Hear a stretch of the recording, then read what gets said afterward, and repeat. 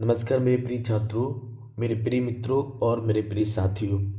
तो आप देख रहे हैं कि हिंदी में वर्णमाला टॉपिक चल रहा है और उसमें हम स्वर को कंप्लीट करा रहे हैं। और अब तक हमारी 4 क्लास हो चुकी हैं, आपने देख ली होंगी। अगर आपने नहीं देखी हैं तो हमारे चैनल पर जाइए, प्लेलिस्ट में हिंदी व्याकरण नाम का एक फ़ोल्डर होगा, उसमें सारी क्लास आपको मिल जाएंगी। और अगर हमारे वीडियो की डिस्क्रिप्शन में देखोगे तो इसमें भी इसकी लिंक मिल जाएगी। तो दोस्तों, क्लास को शुरू से लेके एंड तक देखिए, तभी आपकी समझ में अच्छी तरह से आएगा। अगर आप वीडियो को स्किप करोगे तो आपकी समझ में अच्छी तरह से नहीं आएगा। और अगर आप चैनल पर नए हो तो हमारे चैनल को सब्सक्राइब करके बेल आइकन को प्रेस ज़रूर कर लें। और अगर आप पुराने हैं तो हमारी वीडियो को लाइक शेयर कमेंट ज़रूर किया करें। तो दोस्तों, देखते हैं आज हम देखते हैं। मैंने आपको बताया था पिछली क्लास में कि मात्रा स्वर को स्वरूप या ग्रेफिम कहते हैं, यानी ये स्वर के जितने जो पॉइंट हैं वो मैंने आपको कराए थे पिछली क्लास में। अगला जो आज देखेंगे, हम परीक्षाओं पे जितने भी जो महत्वपूर्ण प्रश्न पूछेंगे उनके बारे में हम देखेंगे। तो यहाँ पर लिखा हुआ है परीक्षाओं में पूछे गए महत्वपूर्ण प्रश्न। ठीक है, तो देखेंगे पहला जो पॉइंट देखेंगे, हिंदी में ध्वनियाँ कितने प्रकार की होती हैं। तो हिंदी में ध्वनियाँ 2 प्रकार की होती हैं। नंबर 1 स्वर, दूसरा होता है व्यंजन। ठीक है, तो ये पॉइंट मैंने शुरुआत की क्लास में कराया था, लेकिन फिर मैंने इसको रिपीट कर दिया है क्योंकि ये क्वेश्चन परीक्षाओं में पूछे गए हैं। दूसरा पॉइंट है, वर्णमाला में स्पर्श व्यंजनों की संख्या कितनी होती है। तो वर्णमाला में स्पर्श व्यंजनों की संख्या होती है 25। कौन कौन सी होती हैं? 5 होते हैं क वर्ग वाले, फिर ट वर्ग, पित्त वर्ग, च वर्ग और प वर्ग। प वर्ग आगे पीछे हो गया, लेकिन 5 ये होती हैं, 5 ये होते हैं, 5 ये होते हैं, 5 ये होते हैं, 5 ये होते हैं।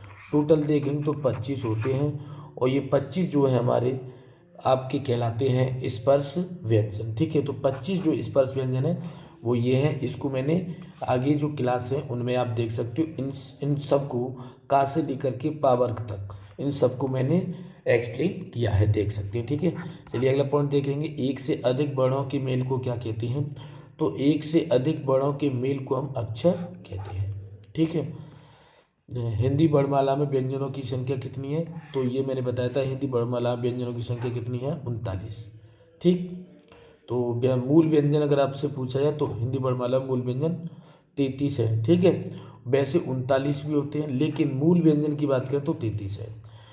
भाषा की सार्थक लघुत्तम इकाई क्या है। तो भाषा की सार्थक लघुत्तम इकाई क्या होती है, शब्द कहलाती है। ठीक है, लिपि चिन्हों के क्रमबद्ध समूह को क्या कहते हैं, वर्णमाला। ये जो पहली क्लास में जो मैंने परिभाषा बताई इसी में बताई थी, तो आप देख सकते हो। ठीक है, अगला पॉइंट है दोस्तों, जिनका उच्चारण स्वतंत्रता से होता है और जो व्यंजन के उच्चारण में सहायक होते हैं उसे क्या कहते हैं, तो स्वर कहते हैं।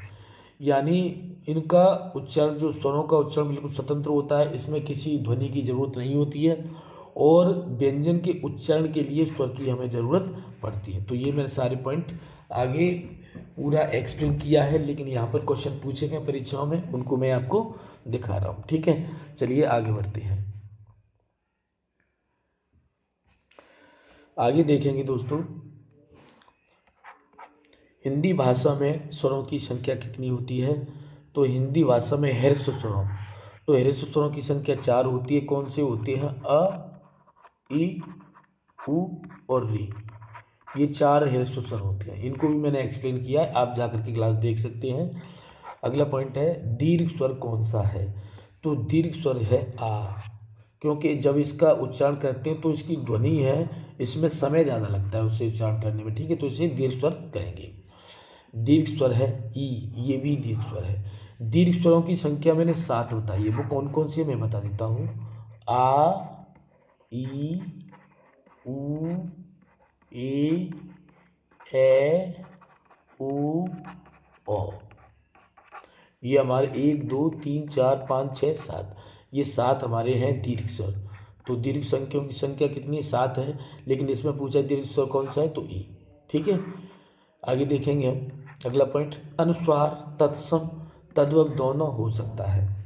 बिल्कुल, अनुस्वार तत्सम तद्भव दोनों हो सकता है, इस बात को ध्यान रखना है। ठीक, अनुस्वार तत्सम तद्भव दोनों हो सकता है। क्लियर? इस पॉइंट को आपको, अनुस्वार क्या होता है? अंग, जो अंग होता है वो अनुस्वार होता है, और विसर्ग क्या होता है? अह, दो बिंदी होती है, ये विसर्ग होता है, और विसर्ग हमेशा तत्सम ही होता है, ये ध्यान रखना। ठीक है, तत्सम, विसर्ग क्या होता है? हमेशा तत्सम होता है। ई ई इ ई एवं री स्त्रीलिंग वर्ड है, ये भी आप ध्यान रखना। ई, दोनों ई और री, ये भी दोनों क्या है? स्त्रीलिंग वर्ड है। अगला पॉइंट देखेंगे, जीव के भागों के आधार पर तो कौन सा भेद इसके अंतर्गत आएगा? तो जीव के भाग के आधार पर अग्रस्वर, मध्यस्वर, पश्चस्वर। अग्रसर जो, क्योंकि हमारी जब जीव होती है तो इसके आगे से बोला जाएगा वो अग्रस्वर होगा, मध्य से बोला जाएगा वो मध्यस्वर होगा, और जीव के पिछले भाग से बोला जाएगा उसे पश्चस्वर कहा जाएगा। ठीक है, मध्यस्वर क्या होता है? मध्यस्वर से जब हम उच्चारण करते हैं तो अ होता है। ठीक है, अ को मध्यस्वर कहा जाता है। तो यहाँ आपको मैंने समझा दिया है, आगे चलते हैं। तो दोस्तों आपने देखा कि हमारा स्वर के जितने महत्वपूर्ण पॉइंट थे जो पूछे गए थे वो मैंने बता दिए हैं। अब दोस्तों अब हम चर्चा करेंगे व्यंजनों पर। किस पर चर्चा करेंगे? व्यंजनों पर। व्यंजन की पूरी डिटेल लेके चलेंगे, एक एक पॉइंट आपको समझा के चलेंगे। तो व्यंजन में पहले इसकी परिभाषा जानते कि व्यंजन होता क्या है। तो वे ध्वनियाँ जिनका उच्चारण करते समय मुख से बाहर हवा निकलने वाली मुखांगों की बाधा का सामना करना पड़ता है, अर्थात मुखांग परस्पर स्पर्श करते उन्हें व्यंजन कहते हैं। अब ये परिभाषा बहुत बड़ी हो गई, मैं आपको बता देता हूँ व्यंजन क्या होता है।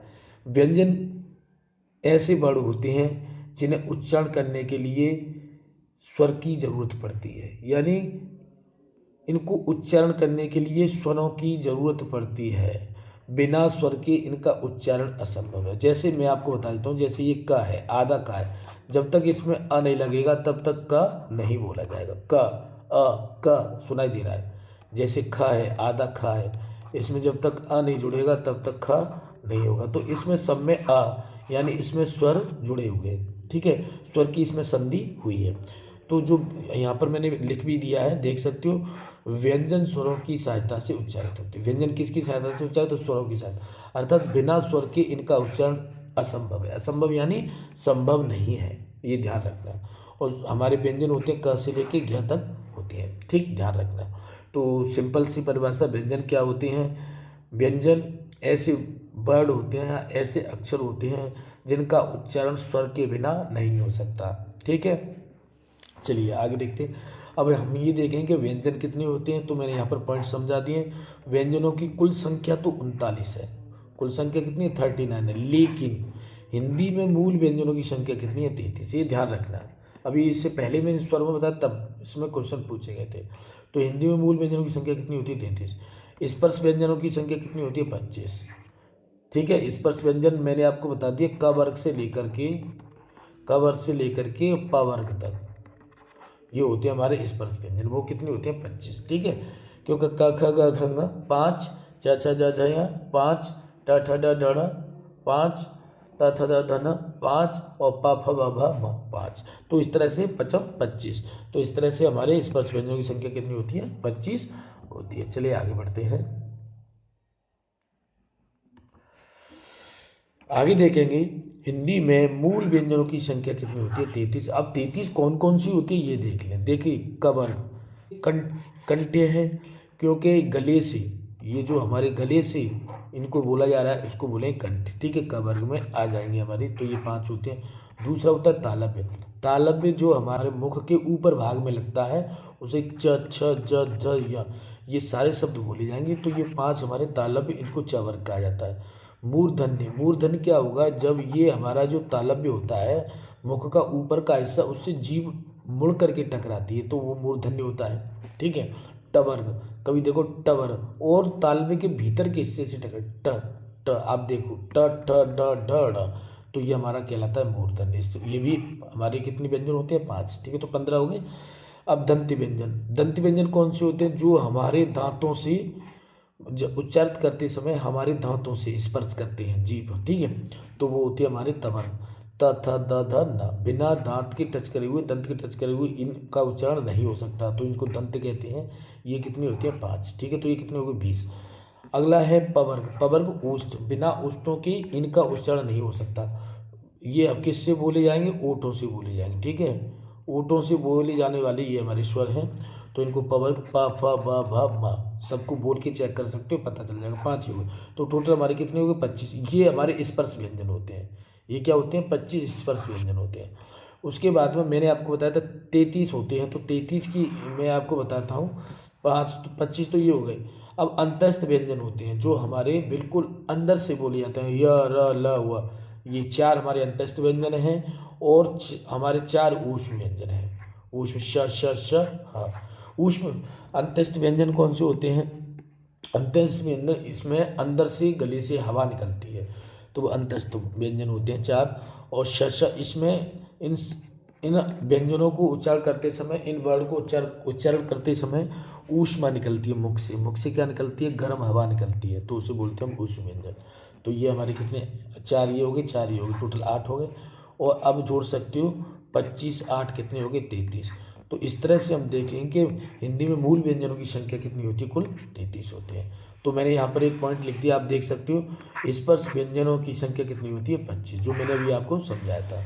ये आपको समझाया था कि स्पर्श व्यंजन जो हमारे होते हैं वो 25 होते हैं। तो ये पॉइंट आपका बिल्कुल क्लियर हो गया होगा, ठीक है। चलिए आगे बढ़ते हैं।